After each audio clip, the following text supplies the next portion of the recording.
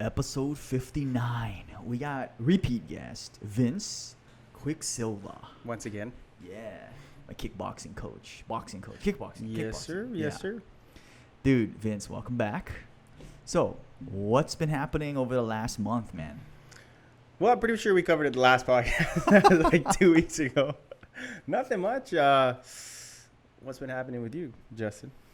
We just had our American Heart Association walk. Oh, yeah. How was that? Yeah, it was great. Good turnout. We were not ran. Some of the people ran. Some of the people walked. Majority walked all the way up to the post office, 2 miles, and then come back. Nice, 1 mile up, 1 mile down. It was cool. We had some vendors. We had like some massage Theragun stations. It was a good time. I think it's just good to have something like that. And of course, for people watching, we were careful. We were in like pods and, groups of 10 at a time and stuff like that. Because that is a big thing going on right now. Yeah. So, and to me, it's just crazy how it got political. So I'm like, I got to just stay out of this thing. Yeah, It's getting political. But, and that's why I really believe like fighting sickness with fitness, man. It's so important because immune system, getting the sunshine. Yeah, Vitamin D, exercising, eating good food. And I just want to quickly share about hormones because I just went for a run because I was like, man, I'm kind of feeling down this morning. Yeah. So I just went 2 miles, came back, took a cold shower, and I was like, okay, I'm like good to go. You're back. And it's crazy because there's 4 major happy hormones they call it. There's endorphins, the one we get from exercise and all that good stuff. Number 2 is there's dopamine. Dopamine is that sense of like accomplishment, or if you eat something that's really good. Serotonin. So when you eat sweets. Is that another one? Serotonin? Yeah, serotonin is a sense of well-being. And then oxytocin is when you grab. Physical touch, high fives, fist bumps, all that good stuff. And it's really crazy because now with social distancing, most people aren't getting serotonin. Yeah. So some forms of serotonin, I was just looking this up. You can hug a dog. Yeah, just touch. Yeah, you gotta just hug a dog. You have an animal, pet your dog. Yeah, it spikes up. Or have them just cuddle next to you. If you have a partner, do that. Be about the cuddles. Give hugs. Yeah. Consensual hugs. Yeah, consensual hugs. But yeah, those are the main 4 happy hormones. And when you run, you actually get 3 of them. You get endorphins because you're physical activity. You get dopamine because it's a sense of accomplishment that, I just did it. And then the third one, you get serotonin, a sense of well-being. Only one you don't get is the physical touch, oxytocin. That you high five somebody running past you? Yeah, which you can get oxytocin in martial arts. Oh, yeah. Right? I didn't even think of that. Because martial arts, or I would say martial arts are contact sports, football included. Certain, which is why when you see athletes or players or, people in that zone and they're going, it's almost like they're happier when they're tired. Yeah. Like you see them like 20 minutes into something or 40 minutes in, they're all like sweating, exhausted, and then they're colliding, they're battling, but then they look kind of happy. Yeah. They look kind of at peace. That's because they're probably hitting all 4 happy hormones. That's insane. Yeah. Never thought of it that way. So contact sports are one of the healthiest things we can do for our own happiness. Yeah. And that's probably why people love, the previous podcast, got to get hobbies. Fishing, hunting, because those you get all 4 as well, too. Because you're on the pursuit, so you get your endorphins. So hunting, fishing, and then you get your dopamine. If you catch something, boom, yeah, I did it. I accomplished it. And then you get serotonin, a sense of well-being. And then you also get oxytocin because you're carrying that fish. It's like, yeah, I got it. Physical touch. And so I guess we can get oxytocin with hobbies. Just make sure you do your hobbies. Yeah. Everyone go do your hobbies. Go do your hobbies, yeah. So it's crazy. I just thought about that after running this morning. Today? Like, just right now. Dang. Yeah. I was like, there's 4 hormones. And see, the brain starts going. It's crazy. The brain starts going. Do you listen to music when you run? I do. I listen to music. I'll listen to a podcast. I'll listen to audiobooks. Just something to kind of like feed the brain. Yeah. Yeah. I usually listen to a podcast.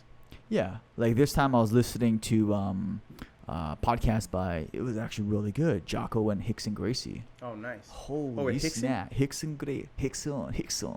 Yeah, Rickson. Hickson Gracie. Yeah. It was a really good podcast. And I just read a book. I don't know if you read this before. It's by Robert Drysdale. Okay. So that guy, he's an American jiu-jitsu, American and Brazilian born, right? He has two American and a Brazilian parent. And he is a legend. Because, I mean, not only for all he's done in the sport, but just the spreading the awareness of jiu-jitsu. He's a pioneer for sure. And the thing is, I read his book. I think it was called Open Guard. I literally just read the whole thing in one sitting. Holy smokes. Man, it was like, I went obsessed. It was like 7 p.m. I stopped reading right before 10 p.m. And then, because I was getting tired, I was like, man, just read. Boom, boom, boom. Read the whole book about the origins of jiu-jitsu. It was pretty sick, bro. And I had no idea that Drysdale graduated with a degree in history. So, Legit. Yeah, legit. That's why he wants to know, like, where it originated. Yeah. And it was pretty cool because with jiu-jitsu, how he had the story accounts of dozens of people. Not only the Gracie family, outside of the Gracie family, Americans, judokas, Kodokan, the whole origin 9 yards. I was like, dang, this is pretty cool. And for people listening for the first time, jiu-jitsu exploded in 1993 when Royce Gracie won the first UFC. It really blew up there. But that's like where mainstream America found out. Came into the picture, And so, just from the recollections, I would love to get Drysdale. We got to get that guy on. Yeah. Just from the recollections from the book, and I could be totally wrong because there's no facts, right? It's just people's opinions and news clips and newspapers at the time. Like his understanding of what happened. Yeah, of all the other accounts. So from all the other people, what it sounded like was that Jigoro Kano, who is the founder of judo, came from a jiu-jitsu style called Kitoryu Jiu-Jitsu, which was mainly standing techniques to fend off multiple attackers. Because back in those days, in the samurai and the bandits and all that, it was starting to get very rare. People would be honorable, fight one-on-one. Yeah. So you got to fight off multiple people. And what do? You're not going to go ground if you're, fighting multiple. You just boom, grab, throw, trip, sweep, run away. And so was it Kitaryu or Kitoryu? But anyway, one of those, the names. And this was during the Meiji era, right after the samurai got abolished. So what was really interesting from just what I read, I'd love to be clarified or corrected. Leave your comments if I'm wrong. What was really cool is right after that Meiji era, this is after the war, the samurai versus the Imperial Army, and the Imperial Army won. What year was this? Gosh, this must have been the mid 1800s. I think it was 1868, so but I can't be sure. 1,200 years ago ish. No, just 200 years ago. Just 150. Oh dang, dude, my math sucks. So this is like my great grandparents' age, which is nuts. Oh dang, that is not long ago. That's not long. I'm in my head. I'm picturing like thousands of years ago, Yeah. But it's only a few hundred. Right. Sorry, I jumped straight to... Was that 2,000 years ago? Yeah. It's 150 years ago. Yeah, 150. So about 4 generations. Gotcha. Your greats. Great greats. But what was really cool is during that era, it was evolving. No longer you needed warrior class, no longer samurai. It was evolving from what I read from the book, from Western influences, which was evolving Japan. And so Jigoro Kano, he also realized this is a quote that was in the book that was sourced. So I'm gonna butcher it, but he said that he found jiu-jitsu really fascinating because it allowed a weak person to defeat a bigger and stronger opponent. Wait, Okano? Jigoro Kano said that. Because where did he find jiu-jitsu? So he found that in Japan. So jiu-jitsu, samurai jiu-jitsu, has been around since a recorded paper history, 1300 AD. Because it was the art of the samurai to kill people. Yeah. And jiu-jitsu literally just translates into gentle techniques. But it was used to kill. And there's all sorts of variation. There's lots of schools. From the book, there was hundreds of jiu-jitsu schools, apparently, back in the day, with different samurai schools teaching a certain way. I'm sure that certain schools taught it with, you take them down, you slash their neck. I mean, some crazy. I mean, this is back in the day. Yeah. Anything goes. Anything goes.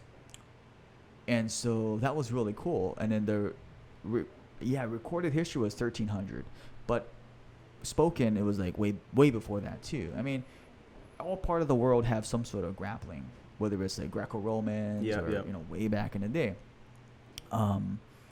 So Jigoro Kano came from this Kitaryu and this other style. He had two styles of jiu-jitsu, two jiu-jitsu masters.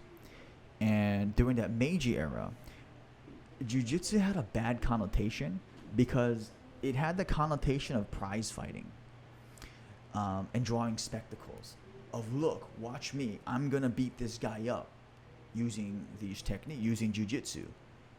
And so Jigoro Kano wanted to kind of separate from that, because he wanted the everyday person to learn the importance of martial arts and culture, because he could see that the essence of the warrior, this is from the book, he could see, I forget whose account this was, that he could see the warrior spirit dying off of like discipline, honor, and the way of the samurai, Bushido. And so he really wanted to kind of make it into more of an educational program where you could, of course, learn judo, some techniques, but then also learn the discipline part of, being disciplined, cultured, standing in line, bowing, showing up on time, just creating better humans from what I was reading. Yeah. And it was really cool because this was probably early 19 or late 1800s. So just about 100 years ago. And the really interesting thing about this whole thing was he repackaged it as judo because he wanted it to be the word do just means way. So instead of the jiu-jitsu techniques, techniques, he wanted to call it the way of gentle. And it worked because he would fight. And then, of course, there was a big clash because the old school jiu-jitsu schools were like, hey, what are you doing repackaging our jiu-jitsu into this new thing called judo? What is that? And so the stories that were in the book were almost like they were battling. They would send like Jigoro Kano would send some of his best guys from judo to fight some of the guys in jiu-jitsu. And it was really interesting because there's multiple stories in the book. Man, this is why I got to get Drysdale on this. That jiu-jitsu was winning a lot of the fights because they were doing it for a long time. Yeah. And then eventually when it came to like this major fight scene in front of the emperor to decide which art was going to be spread in Japan, Jigoro Kano brought old school jiu-jitsu techniques, ashigarami, footlocks. And I was like, wait, what? Jigoro Kano judo, they brought back footlocks. In judo to beat these jiu-jitsu guys. Oh my gosh. Isn't that crazy? History repeats itself. So that's just from one recollection. So I'm not 100% sure if that's what went down. But one of the stories in the book was talking about that Jigoro Kano would use ashigarami, leg techniques, to beat the jiu-jitsu guy.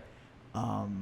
And so from there, judo became the martial art for Japan. And jiu-jitsu started dying off. And what was really interesting it wasn't that jiu-jitsu was dying off.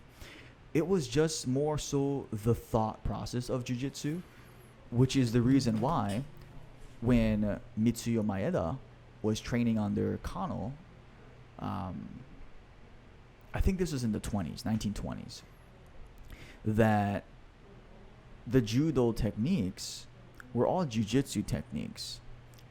It was just packaged in a way that it was more of an education in terms of like self-defense, because throwing someone is much more practical at that time than how do we get them to the ground and just start from the ground. And so, plus you had the Kitoryu Jiu-Jitsu style, which is mainly tachiwaza, standing techniques. But anyway, Maeda, and he was like the third or fourth guy to leave Japan to spread judo. So one story says Kano didn't want to spread judo outside of Japan. Another story said that Kano wanted to spread judo outside of Japan. So it's like, believe what we want. But the thing was, Kano sent a handful of students outside the country. So those are facts, right? So whether it's one way or the other way, the fact was there was a handful of Japanese judokas that would go to America, Europe, all these places. Now, Mitsuyo Maeda, he would eventually go to all over the world, make his way to Brazil. And in Brazil, from the stories and recollections of the people interviewed, they were talking about was this judo or jiu-jitsu? And Maeda used them interchangeably because to him, and at that time, it seems like it was the same thing. Because the same standing throw in judo is the same standing throw in jiu-jitsu, in Japanese jiu-jitsu. The same sankakujime, triangle choke, is the same triangle choke. I mean, all the techniques are the same. It's just how it's taught and how the influence is. And Maeda, and if you think about jiu-jitsu now, I'm kind of skipping now. If you think about jiu-jitsu now, the Brazilian influence really did take over, because you don't see, like, even to this day in judo, the recollections is really cool because they're talking about how in Japan, in judo, everybody bows. Boom. When I did judo in high school, same thing. You're bowing. Boom. Everybody gets up at the same exact time. You bow at the same time. And then some Brazilians still have that, right, where you're bowing, or you stand in line by rank. So there's still that Japanese influence. But the majority of jiu-jitsu people now, they have more of a Brazilian influence. Show up, after warm-up, skip the warm-ups. I'm just going to roll. I'm just going to roll today. I don't need technique. Just jump in and roll. Versus in Japan, that'd be unheard of. It's almost like a surfer learned like a martial art, the surfer culture that merged with, that was there in Brazil, merged with jiu-jitsu. And so I'd probably say like majority is that way, the more like free culture of like, hey, it doesn't matter what rank you are, it doesn't matter what school you go, let's just all train. And then a minority still is old school traditional, which is like you're going to stand in line by rank. And basically, we're all going to bow to the sensei, we're going to bow to grandmaster, and that's cool too, because that's the tradition part, which is still alive in judo. So that's something that's pretty cool. Whether that's good or bad is, up to, person listening.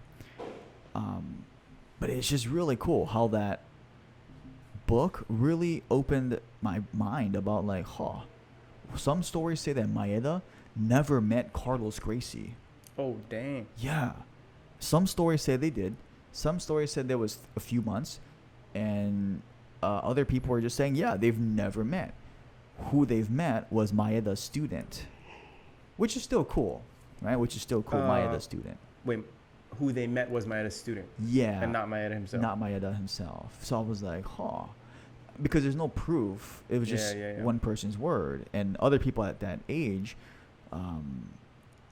were like, no, he's never met him. It was his father, Drysdale Gracie, that met. but then also there's like myth and legend, that kind of thing. Yeah, it's lost in translation. And so people really don't know. And when people were asking in the book, who promoted Carlos Gracie to black belt, they said himself, because there was nobody to promote him. to promote. And it's just such a interesting book. I loved it. I was just like, oh man, like this is. What's the name of it again? I think it was called Open Guard, Closed Guard. Open Guard, Closed Guard. I think, yeah. And like modern day jiu-jitsu, like the triangle chokes and all that, came from judo and the classical jiu-jitsu, because there's books from 1300 AD, drawings, 1300s, of people doing arm locks and kimuras and triangle chokes and foot locks, 1300 AD in Japan. And so, and even closed guard, closed guard, open guard. So that was the thing in the book where I think it was in the book. Elio was saying he invented jiu-jitsu, or he invented the guard. Mm-hmm. But the guard was there from 1300 in drawing. But even maybe he thought he invented it. He definitely altered it a lot, though. Like, in terms of like usage and of course. Yeah. What was really interesting was when and I love the family. I'm thankful for the family, because the guy who promoted me is a Hickson Gracie black belt. So like the Gracie family, I'm really thankful. But what's interesting is that the whole notion that judo was made for the tough, strong people, because that was the pitch, though. That was a marketing pitch. You think about it. The marketing pitch, which there were great business and marketers, were that, jiu-jitsu, but there's, I can't even say that, because there's so much in that the 3 hours that I read about the World War II happening, which completely changed everything. The fact that Japan became an Olympic sport in the 60s changed everything. Judo became an Olympic sport. Olympic sport, yeah. That's when judo evolved so much into the sport it is now. Because when Jigoro Kano was still teaching it, which is why Maeda and these guys who went to Brazil and America would do submissions, was because in judo there was called tachiwaza and newaza. Tachiwaza was all standing technique, standing throws, sweeps, all that. Newaza were the sweeps, bottom sweeps, arm bars, submissions, chokeholds, leg locks. They were all there. And slowly, Kano and judo started removing the dangerous techniques, because people would get hurt. So he would just eliminate it, which made sense to get rid of foot locks at the time. Yeah, I know, dude. If you had an ACL tear in those times, you're just like never doing jiu-jitsu, never healing, because there was no. What are you gonna do? You tear your knee or Achilles. Yeah. Especially in those times, there wasn't even ice. Yeah. Yeah. Go get some ice. 100 years ago. Probably didn't even know to put ice on it. Yeah. People are like, what do I do? I can't walk. Yeah. I can't work. And back then. And then I'm done. Now I die. Yeah. Back then, imagine like most jobs are probably physical labor. Yeah. And if you're worthless if you can't move. You can't do anything. You can't be a farmer. You can't. There's so much things you can't do back in those days. And so it made sense. And that's why I understand. Which is interesting, because there's some criticism of like, the judo, but for the time being, when there's context into what the country evolution was, it's like, oh, that's what he was doing. That makes sense. And it's so crazy, because towards the end of the book, he was saying I forget who it was, but that jiu-jitsu came full circle. Originally, jiu-jitsu was used for the samurai to kill. Mm-hmm. Then it became. Oh, it's for the people now. Then it became jiu-jitsu for prize fighting, professional fights. Jigoro Kano would say, if you want to be a professional fighter, get out of here. Yeah. And so he totally was against professional fighting for money, fighting for a spectacle too. He was against it. This is why I believe that after reading the book and all these accounts, that Maeda would refer to it as judo and jiu-jitsu, because he didn't want to tarnish the judo name. So he would call it by the original name. These are jiu-jitsu techniques. And then judo is more like a way of system. But it's crazy how it came full circle. Now look, jiu-jitsu. Everyone's doing it. Yeah, everyone's doing it. prize fighting. There's professional jiu-jitsu athletes. Yep. Professional MMA fighters. Using Gotta know jiu-jitsu. jiu-jitsu. And it's just so crazy. It went full circle. That is insane. Over the span of what, 200 years? 120 years. 120. Yeah, that's not that long. That's crazy too with like the internet and like Yeah. everyone's all linked together. Yeah. Like the techniques just get. My feed is just guys all over the world doing all these techniques that I've, maybe some I've seen, some I haven't, and then just sharpening everyone else's techniques. Yeah. And it's crazy because at the same time, oh my God, I completely forgot about Colesen Judo. So Colesen Judo, so the judo I was talking about is called Kodokan. That's Jigoro Kano's judo, Kodokan. That's the one where it's very sports, where it's just throw and done. Colesen Judo is basically 80% ground, 20% stand up. From who made that? So that was the question in the book, and nobody knows exactly who, but it was at a university in Japan that were like, hey, the suspicion is because Japanese people typically aren't brash. They're gonna be like, oh, I'm gonna become, they're not usually like that, and so they're not exactly sure who initially did that, but the university in Japan came to the consensus of like, hey, we cannot forget about the ground techniques. We're doing too much standing emphasis, 80% standing, 20% ground. Because it's like once you get them on the ground and then they stand back up. Yeah. Then what? You throw them again? Right. And when he made it with the intention, it made sense because he said that if you're fighting multiple attackers as a martial art and then you have two people coming at you, you got to quickly throw and disengage, throw, disengage. And, I understand that, which is why he put the rule of like, if you're on the ground for more than 30 seconds, a second person can kick you or punch you in the head, which makes sense. Yeah, so it's not optimal. So that I understand, but it's just when it evolved too much, and it's so crazy. It came full circle. But going back to Colesen Judo, it became a thing for a couple reasons from what I read. Was that number one, it's easier for people learning judo for the first time to practice newaza, ground techniques, if you're already 18. So let's just say you go to university, you go to college, and if you heard about judo at 18, to be slammed around hundreds of times a day can be a little shocking and rough. Versus, you maybe do 20%, so you do like 10 throws left and right, and the rest is all ground fighting. Kind of like jiu-jitsu almost, right? They said that that's much easier to teach and retain people if you're learning judo at 18. Just flying bodies across the room for an hour. Yes. Versus like if you started judo when you're like 5 or 6 and your body's soft and nimble, you know how to land, and you've been thrown hundreds of times, by the time you're 18, no factor. Yeah. But if you're starting out 18, 19, 20, 25, 30, it's much easier to learn Colesen Judo, which is mostly ground techniques. Mm-hmm. And what was really cool in the book Robert Drysdale was talking about was that the evolution of jiu-jitsu, if you show a Colesen Judo player a lot of techniques, they would have known it.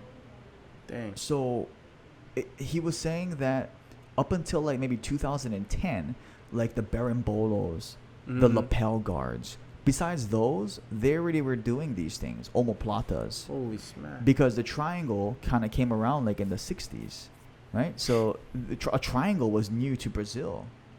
A triangle and omoplata was new to Brazil. Like all these things.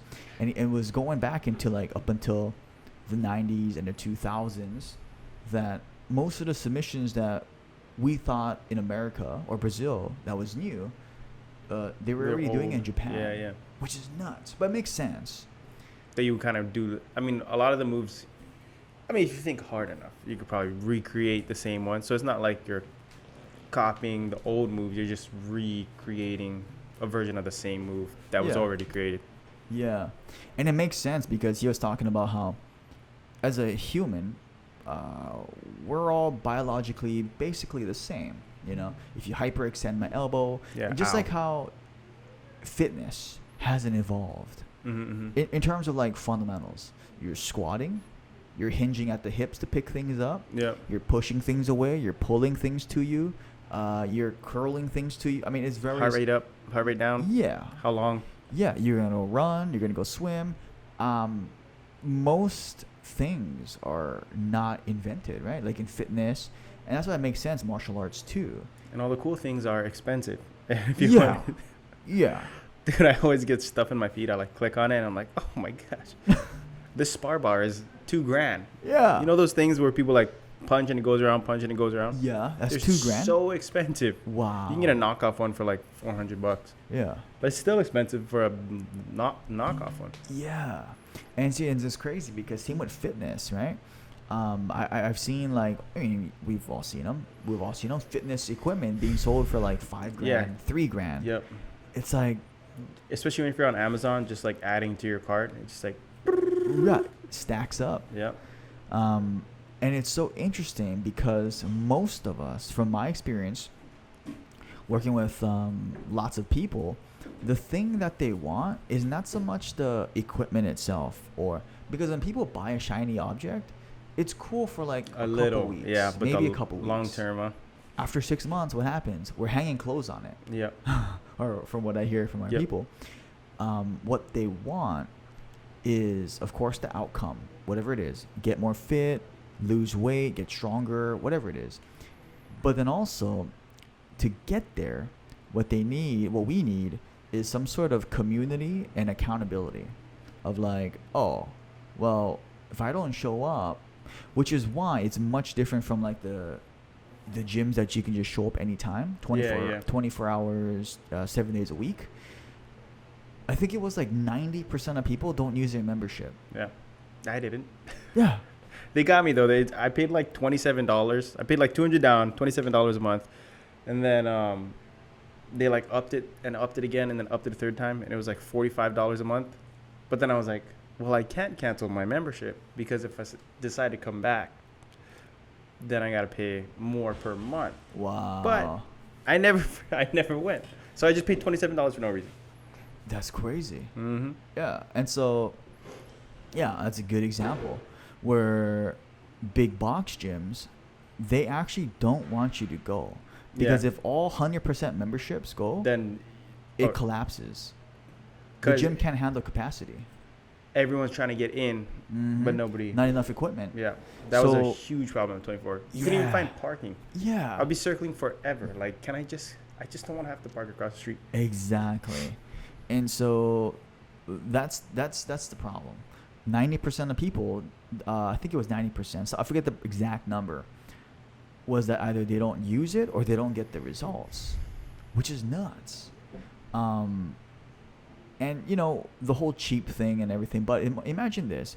If you want an outcome, would you pay, you know, would you trust someone that's charging you $1,000 if they said you have a heart condition and you might die in 6 months? And say, oh, I charge $1,000 to fix your heart. Versus the heart surgeon is, I'm the best in the world or in the country. I charge $50,000. Yeah. I'm more likely to trust that guy. The $50,000 guy. I don't think the $1,000 guy is gonna fix my heart. I'm not looking for a buy one get one free No, discount dude, on heart. No, that's when you look for value. Yeah. It's like I might actually die. Yeah. But same with fitness, right? Because I remember this before, when someone was like, they asked me, Justin, you know. Usually this doesn't happen. Everyone's pretty cool about it. But once in a while, I'll have someone say, "Hey, Justin, you know, you're charging a little bit too much, and this, and I think it's a little bit too much." I said, "Oh, why do you feel that?" Well, my neighbor, he's doing personal training for $25 a session. I said, "Oh, okay, awesome." How's it going? Right, and then so I would ask, I'm just gonna make up a name, John, you know. Okay, let's just pretend money was out of the equation. Who would you go with? Oh yeah, well, I'm here. Okay, why?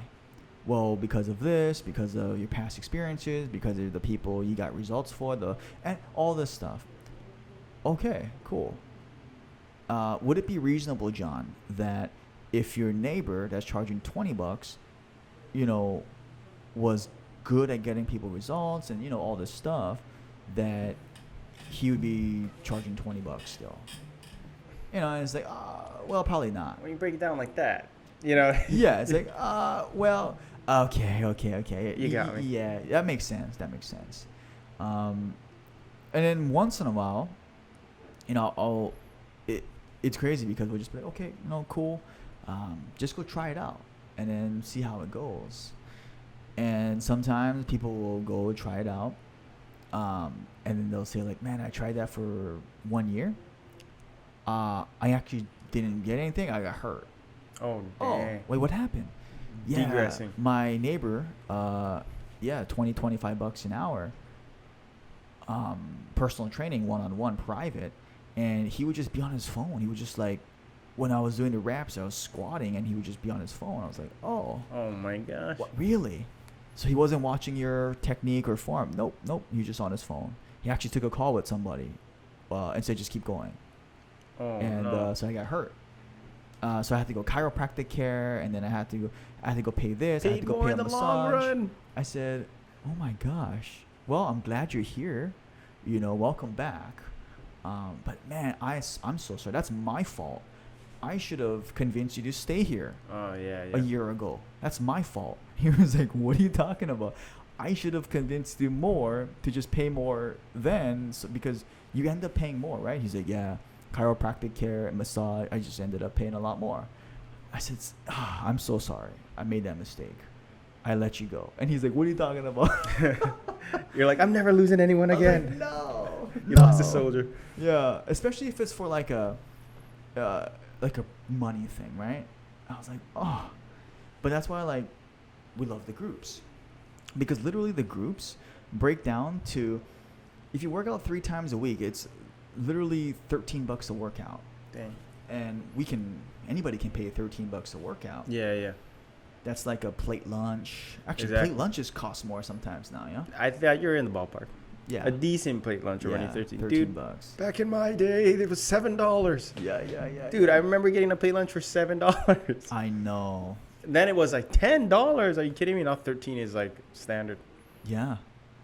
I remember right over here. What's the store? Blazing Steaks. Blazing Steaks. Yep. $6.50, $6.99 or something. It was like a special. It was like $7 and you can get a big plate. Yeah. I was like, man, this is awesome. I'm like, and could I get an Arizona? That's gonna be $16. How much was the Arizona? What's the Arizona? Jeez Louise. Arizona, dude. Right, that's the one, man. Yep. Big green can. Nice and sugary. They're so good at that, man. Dude. People know how to sell that. It's like, just put it right there. And you're just like, well, it's got ginseng in it. Yeah, you justify it. Yeah. That's pretty healthy. And it's never actually 99 cents, but it's on the can. Yeah. And it ends up being like twice as much. It's like $1.49, please. It says 99 cents on the can. I know. But yeah, it's just that's another interesting thing too. Inflation. Dude, it's really high this year. Dude, it's crazy. Like it's almost. What was it? It's almost become cliche to say like, oh, I mean, prices are so expensive here, But it's like, dang, prices are expensive. Yeah, and it's crazy because it's like I'm totally an amateur at finance and economics, totally an amateur, but just from the limited knowledge and that I know, it's so incredible because it's like the dollar is just losing its value. Mm-hmm. And that's why you see the gas prices just poof shot up. Groceries went up. It's like you get the same $100 at Costco or whatever, and you get a lot less. Yeah. It's like, wait a minute. Like, dude, I got 4 things. I remember. What the heck? Yeah, I got 4 things. Back in the day, $100 get me a full car. Yeah. And now it's like, what? I got to spend two. I just filled the top half. Yeah. And it's crazy because it's just like the dollar just losing its power. Like this year, inflation ate 5.4%. Holy smokes. Yeah, according to, I forget what it was, 5.4%. Usually it's 1.9, 2%. So that means, and it's a silent killer because imagine if you leave $100 in your bank, and last year to this year, imagine if you saw the money go from $100 to $94.50. You'd be tripping out. You'd be like, wait, what happened? What happened to my what? But that's inflation. And it's crazy because imagine that every year. Until and that's like why 70. like Like, yeah, whoa. bro. That's why like our the previous generation, they would say things like, "Dude, I would buy a Coca-Cola for a quarter." Yeah. Or I would buy a spam musubi for a quarter or a nickel. Or a dime. Dime, even. I remember my mom said, musubi, there used to be a dime. I would look for a dime. I'm like, Yeah. a dime? You know what a dime would get me now? Not, Nothing. Not even a gumball. Would give me nothing. Bro, nothing. Yeah, not even a dime. gumball. It only Yeah. takes quarters. Yeah. Dude, a quarter would be a gum stick. Like, you go to like a random that's like store, you're balling. Give me some baseball cards and some juicy fruit. and you're good to go, and that was it. But that's what inflation does Yeah. every year. Yeah, pretty crazy. Finance. It's almost like we're playing a real life video game. Yeah. Like, It is. It's crazy. Because I used to love playing video games. And people listening, man, RuneScape. RuneScape, dude. Bro. Tink, Yeah. tink. RuneScape. People Lighting up listening, the it's an coal and RPG game. Yeah, mining coal, cutting trees. It's like if you're good enough, you get to do all the cool stuff, but you have to have almost no life yeah. constantly, unless you could make like what is it, like bots? Yeah. To like do that was like Yeah. later on, but yeah, RuneScape.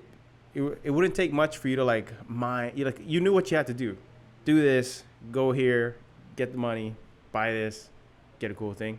Yep. Same like life. You know, you just like show up, do the work, get the money, invest the money. Yeah. You know, take the risk, fight the dragon, Yeah. Yeah, exactly. hopefully win, Yeah. and then collect that pot of gold. Yeah. And you know, RuneScape was one of the first times as a kid or teenager that I really got obsessed and proved to myself I can do crazy things, because you remember how hard it became to level up, like in real life. To let's just say to learn your job. It's easy to learn at first. Like, oh my god, I'm learning so much. It's like your But to- experience points, like level up, Yeah. level up. But If you ever as played Pokemon, Pokemon, Yeah. same thing. As The you get to higher your higher level, you need way more, the way slower progress. way slower, and sometimes that can be demotivating. Yep. I would just give up. Level 60 Charizard. That's it, dog. Yeah, Think we're hitting 99? No way. yeah. And actually, I take it back. Probably before RuneScape, I was so obsessed. My friends would call me out. They're like, "What the hell is wrong with you? Why do you want 99 everything? I want to max this thing out." Oh, with what? In Pokemon and Yep. RuneScape. So, in RuneScape, I got level 99 strength. Dang. And I calculated the math, because I said how much experience. I said, remember, I needed 13 million experience points, and I was like, I gotta kill how many things, how many hours am I gonna invest in this game? I don't regret it because it showed me. Yeah. But anyway, I did the math. If I play RuneScape, my limit was 3 hours a day, 7 days a week. I can crush 21 hours, get my homework done, get all this other stuff done, hang out with my friends. 21 hours a week, it'll take me 9 months. And at that age, bro, 9 months is a long time to do one task. Yeah. Because you have Literally. nothing else going on. Yeah. People listening, maybe this will be a clip, Dodie. RuneScape, I was at one of the deserts in RuneScape, where all these like I'm familiar. these white robe people. Knights? I can't remember if it was night. It was robes, white robes, and I would just stand there in the middle, and they automatically attack you and respawn. So I would go protect melee, and I would stack my inventory with magic potions, so I can keep retaining my Potions? protect melee. So I could. Oh yeah, because you lose all your magic gear, yeah? right? Wait, Yeah. do you lose your gear when you lose the game? Yeah, you lose everything that you have when you die. Oh, on you. Yeah, so basically, I remember like standing there, and I would just stay there, mindlessly just doing one task, over and over again, and then of course you get frustrated. You're like, how come 91 to 92? Oh my gosh, 80 to 81 took 7 days straight. Okay. And then 81 to let's just say like 90 to 91 now took a month. It's like, what is going on? And then from 98 to 99 it just took even longer, and I was like, but once I did it, I felt so proud. My friends called me a nerd and everything, and, Yeah, and yeah. I was proud. What did you do with your newfound strength? Yeah, I was peak player killing. I was Oh, dominating. I was dang, fighting. PKing. I was fighting, bro. Look it up on RuneScape. Whoops, you died. That's my name. That's my RuneScape name. I have 7 PK clips. I'm sorry, not Whoops, you died. I'm so sorry. I was inspired by Whoops, you died. Cancel that plug. It was what the heck was my username? Was it Uchiha 762? That's a pretty good nickname. Uchiha 762. Yeah, it's inspired by Username. Naruto. To never Wait, give up. Is it because there's 762 episodes? No, I think it was just a random, like the I think there's autofill. around that many episodes. Something like from that. Naruto. Yeah, there's a lot of episodes. Yeah, but oh no, was my name Whoops You Died? It was Whoops You Died. You looked it up. Should look it up on. Died. Should look it up, Dodi. So Dodi's looking it up.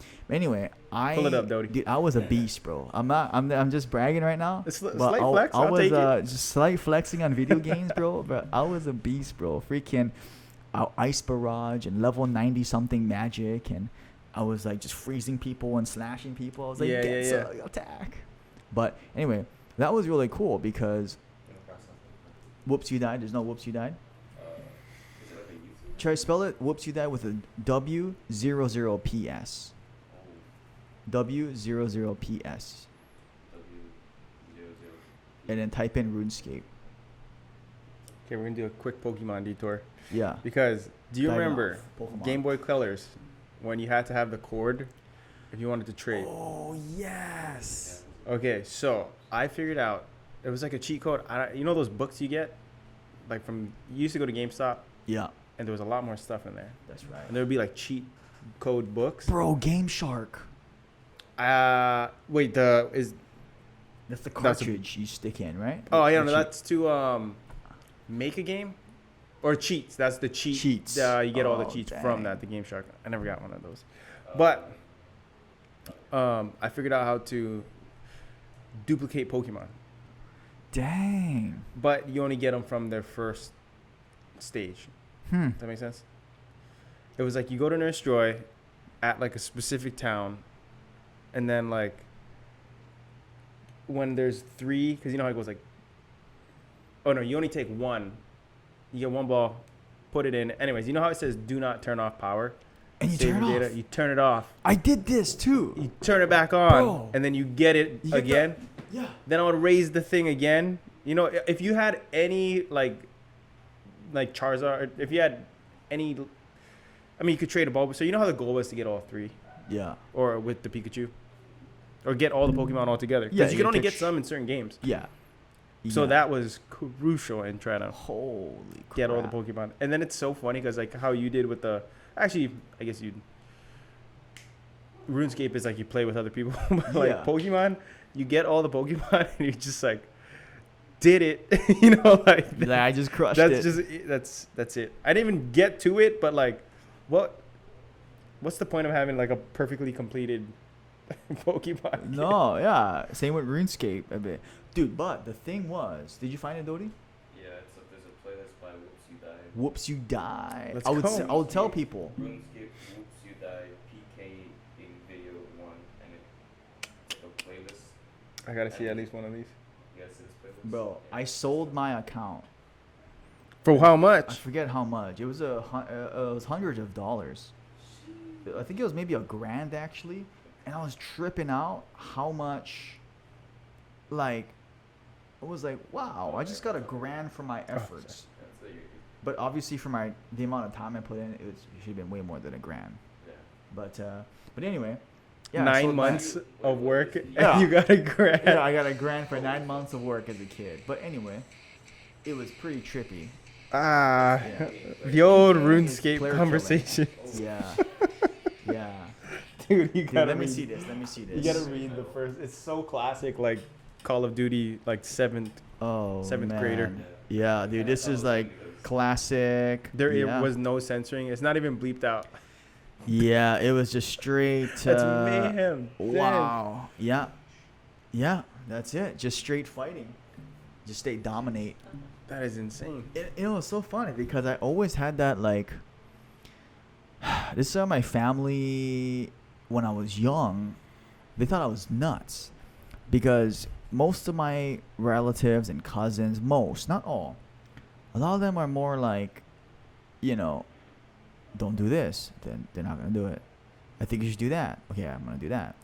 And people would always tell me, bro, once you make up your mind, you just fucking don't change your mind, Justin. What the hell is wrong with you?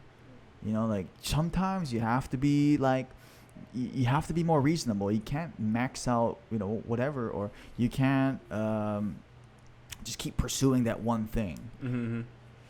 But you think about it, if you don't go all in, or like at least give your best, like, you're never gonna get good at whatever it is. It's just gonna be like, you know, and I don't know where that comes from.